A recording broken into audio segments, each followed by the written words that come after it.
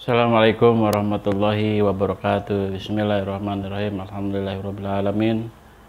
Arrahmanirrahim. Maliki yaumiddin. Iyyaka na'budu wa iyyaka nasta'in. Ihdinas siratal mustaqim. Shiratal ladzina an'amta 'alaihim ghairil maghdubi 'alaihim waladdallin. Alhamdulillah, tentang masalah HSE kita akan mencoba lagi. Sudah beberapa bulan kita tidak update, dan mohon maaf untuk para subscriber, para peserta ataupun untuk netizen. Minta maaf yang sebesar-besarnya.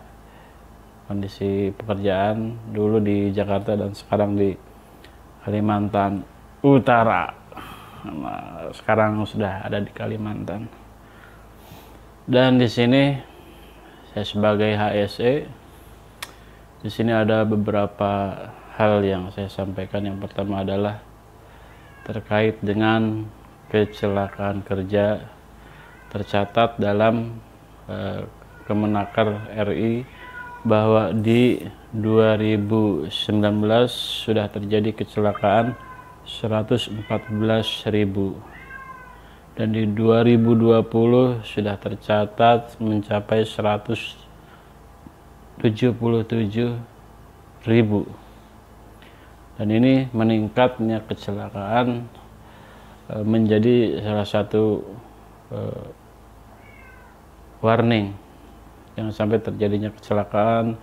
Galakan K3, budaya yang K3, dan semua dalam hal semua usaha sektor ekonomi untuk bagaimana membudayakan suatu K3, keselamatan dan kesehatan kerja, yang secara rinci kecelakaan itu ada di lokasi kerja yang pertama, yang kedua adalah kecelakaan lalu lintas, yang ketiga adalah kecelakaan di luar lokasi kerja.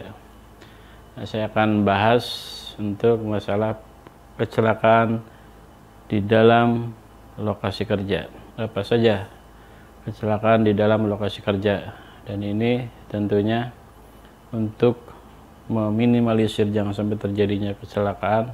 Tahapannya yaitu ikuti terus, dan ini saya ingatkan, subscribe dulu guys. Wah, ini alhamdulillah udah 500, mudah-mudahan bulan depan 1000, amin. Yang pertama adalah semua yang sudah biasa bekerja di project, di pabrik, itu ada yang namanya safety induction. Safety induction memastikan bahwa pekerja itu mematuhi peraturan dan ketentuan bekerja di area kerja. Selanjutnya, ini saya akan lebih mendalam, lebih intens, yaitu masalah sebelum bekerja ada yang namanya permit izin kerja. Diketahui oleh manajemen potensi bahayanya apa, dan di situ harus diikut sertakan menganalisa suatu potensi bahaya dengan JSA, Job Safety Analysis, atau istilahnya di Pertamina Cilacap TRA, Task Risk Assessment. Boleh untuk diterapkan apapun, JSA, TRA itu sama, menganalisa suatu potensi bahaya. Dan permit itu sendiri untuk pekerjaan galian, ada pekerjaan galian, ada yang namanya permit lifting, pengangkatan, ada pekerjaan hot work, pekerjaan panas, ada yang pekerjaan umum, pekerjaan untuk pekerjaan sipil. Dan di sini yang menjadi yang pertama adalah di pagi hari wajib supervisor mengarahkan pekerja dan harus ada permit. Permit itu paling disepelekan. Kerja. Dan akan terjadi ketika kita tidak mengikuti instruksi dari safety untuk siapkan permit, kaji resiko, di situ akan menjadi ketika kita tidak memperhatikan, tidak mematuhi regulasi di area kerja, maka akan menjadi satu permasalahan besar, yaitu kecelakaan. Makanya kecelakaan itu sudah diukur, sudah dinilai, kecelakaan itu sudah diprediksikan akan terjadi, maka sebelum kita hindari dulu berbagai upaya manajemen, top manajemen untuk membudayakan K3, prosedur K3 supaya zero accident. Nggak ada lebih lagi kita bagaimana supaya kita zero accident. Itu sangat sulit sekali. Yang sudah berjalan, ketika kita lupa kita ingatkan, patuh, intervensi, peduli. Oke, di sini yang terpenting nomor 1 adalah supervisor wajib untuk mempersiapkan izin kerja.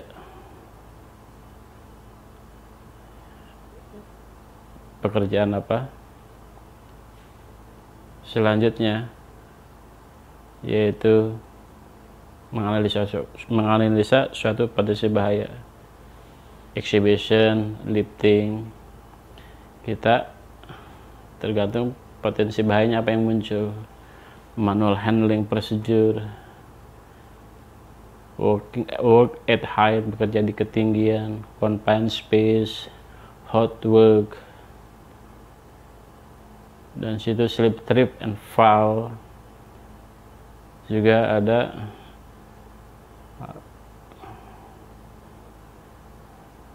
electricity, bahaya electricity. Kita lihat apa yang ada di area kita amati, kita kaji risiko. Setelah diamati, setelah dianalisis oleh supervisor, membuat JSA. Nah, membuat JSA itu dari tahapan pekerjaan supervisor lagi yang harus buat. Supervisor wajib untuk bagaimana membuat suatu JSA sesuai dengan area kerja.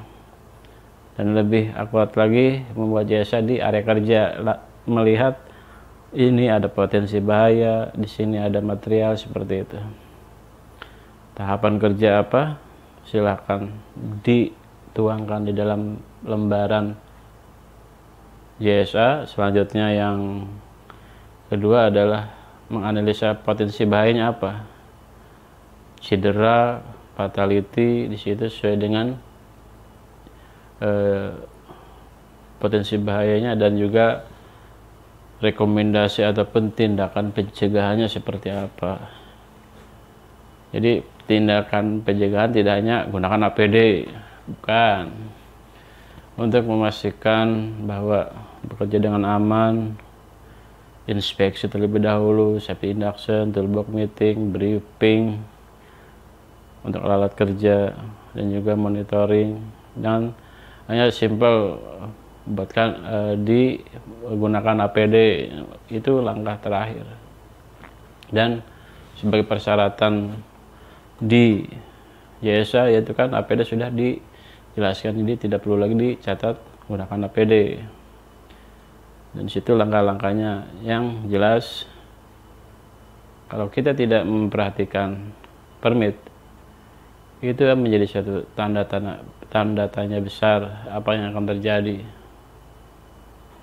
kita sudah mematuhi peraturan safety buat permit, dan di cross check lagi di lapangan apakah sudah sesuai dengan kaidah-kaidah K3, norma-norma kaidah, dan juga ada ilmunya. Makanya di situ setelah permit JSA ada yang namanya metode kerja. Bagaimana kita mau bekerja dengan aman tanpa ada metode? Yang penting kerjakan. Mau gimana kerjakan. Itu nggak bisa seperti itu. Kita nggak bisa seperti itu.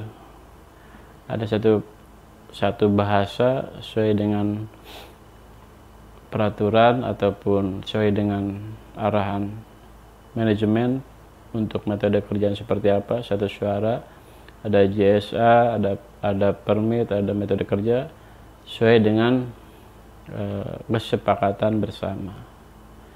Itulah permit dan permit itu nilai yang sangat tinggi sekali yang harus kita utamakan sebelum bekerja. Permit dulu. Tanpa ada permit kita akan mengambang dan juga tidak tahu arah potensi bahaya yang akan kita temukan, kita hindari. Itulah yang menjadikan kita selamat sebagai syariat.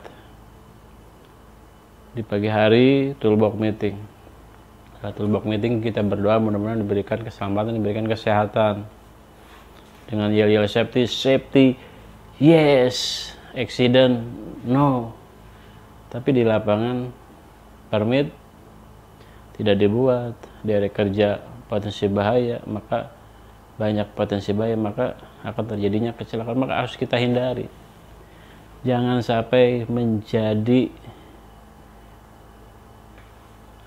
memperbanyak potensi-potensi bahaya berkelanjutan, tumbang lagi karena tidak memperhatikan daripada yang namanya permit. Metode kerja harus lengkap, ada permit, ada metode kerja, ada JSA, dan juga pengawasan di lapangan. Safety supervisor wajib di area kerja memastikan bahwa pekerja mengikuti standar K3 dan pastikan aman dalam bekerja. Itulah yang harus kita perhatikan. Jangan sampai kita bekerja tapi tidak memperhatikan permit, akan menjadikan satu potensi bahaya.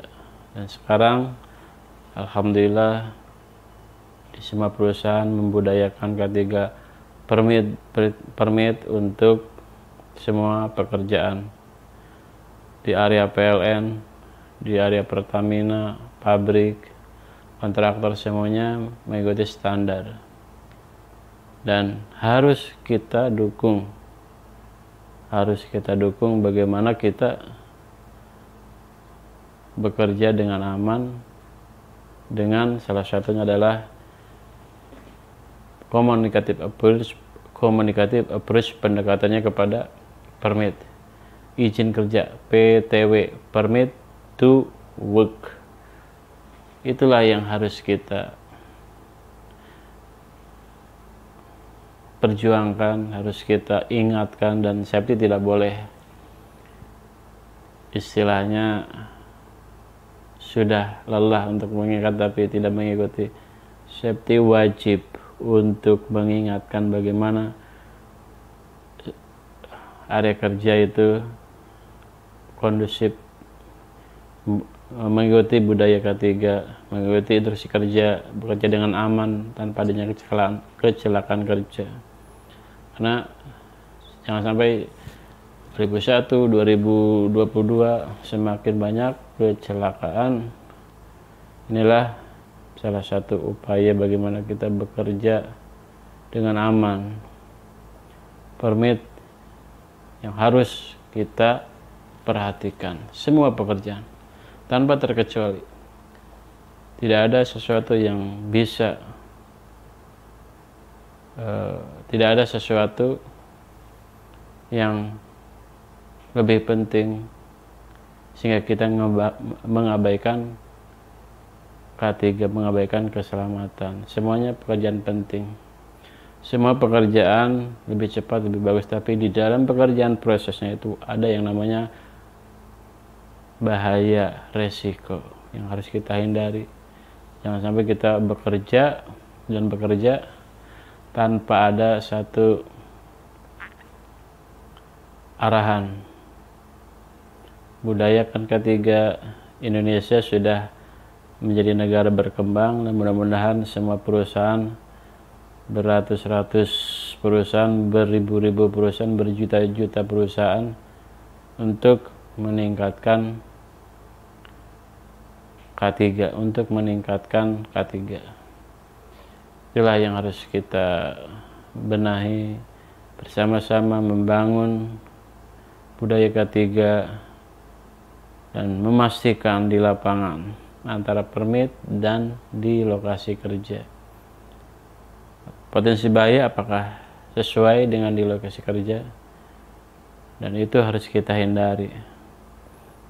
Harus kita tanamkan kepada pekerja, yaitu tanggung jawab yang tetap kita perhatikan, yang tetap kita utamakan. Keselamatan kita sebagai manusia ada lupa, yaitulah pentingnya patuh, intervensi, dan peduli. Mematuhi sebagai golden rule, patuh, intervensi, dan peduli. Patuh mematuhi semua peraturan, intervensi semua bisa untuk mengintervensi demi kebaikan, dan peduli semua pun peduli apa yang kita lihat untuk melindungi dari potensi bahaya itu harus kita hindari. Itulah untuk momen saat ini. Alhamdulillah kita sudah beraktivitas di project. Dimanapun kita berada guys, tetap utamakan K3, utamakan keselamatan kerja semua level, dan safety tidak pernah bosan bagaimana untuk menyampaikan, walaupun berbusa, itulah salah satu tanggung jawab safety. Hukumnya haram kalau safety tidak mengingatkan keselamatan. Tentunya di sini yang menjadi konsen pertama permit, dan apa yang selanjutnya ikuti untuk session berikutnya. Tetap salam kangen buat semua subscriber ataupun netizen, untuk selalu tetap semangat jaga K3, jaga di hari kerja. Jadi untuk kecelakaan kerja itu tidak hanya di project, kecelakaan kerja itu tidak hanya di area kerja, tapi di luar jam kerja dan juga lalu lintas darat, laut, udara. Itulah yang menjadikan kita di sini pentingnya K3, Kemenaker, untuk selalu waspada, budayakan K3, jangan sampai kecelakaan kerja itu meningkat. Jangan sampai kecelakaan kerja itu bertambah, harus berkurang. Kita sebagai negara berkembang harus punya improvement dalam K3. Pentingnya untuk K3 bukan untuk perusahaan, bukan untuk safety, tapi demi menegakkan keselamatan hajat hidup orang banyak. Dan kita menegakkan K3 mudah-mudahan niatnya adalah untuk ibadah, bekerja ibadah, mengingat ibadah, insya Allah menjadi berkah. Itu saja. Terima kasih atas perhatiannya, dan insya Allah akan aktif lagi dalam hal YouTuber dalam menegakkan K3 yang istilahnya di sini apa yang saya sampaikan adalah salah satu upaya untuk tahadusan bin ni'mah. Kerja selama 13 tahun, alhamdulillah tidak ada fatality, karena yang menjadi tolak ukur adalah komunikatif approach, pendekatan komunikasi kepada manajemen, kepada praktisi K3 untuk selalu dan selalu. Yang harus kita perhatikan di sini adalah komitmen, selalu komitmen dalam menjalankan prosedur, komitmen dalam menjalankan suatu ketentuan, rule dan regulasi yang ada. Terima kasih. Assalamualaikum warahmatullahi wabarakatuh.